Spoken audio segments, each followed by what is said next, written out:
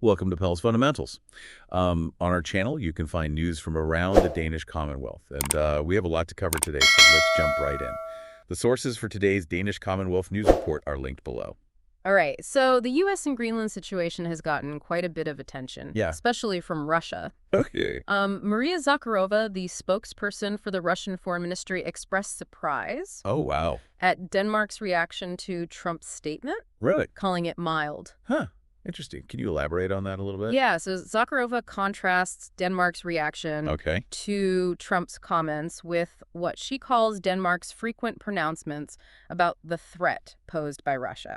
She argues that Russia has never made any similar threats against Denmark or its allies. It sounds like she's drawing a pretty clear distinction between how Denmark perceives the U.S. and Russia. Yeah, and she goes a step further, Okay. characterizing Trump's statements as a threat to Denmark's sovereignty Oh, and calling on the Danish government to defend its interests. that's a pretty strong statement from Russia. How has Denmark responded to these pronouncements from Trump?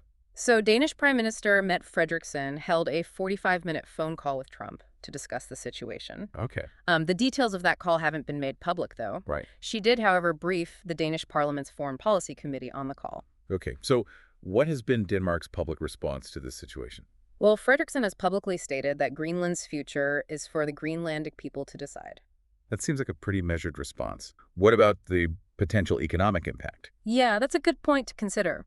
The Danish government has been meeting with business leaders to assess the possible economic fallout from a conflict with the U.S. You see, the U.S. is Denmark's largest export market and a significant source of foreign investment. So there's a real fear that this could really damage the Danish economy. Absolutely.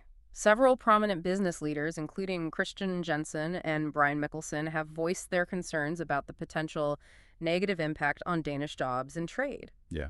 They're really emphasizing the importance of maintaining strong ties with the U.S., despite the challenges presented by Trump's stance on Greenland.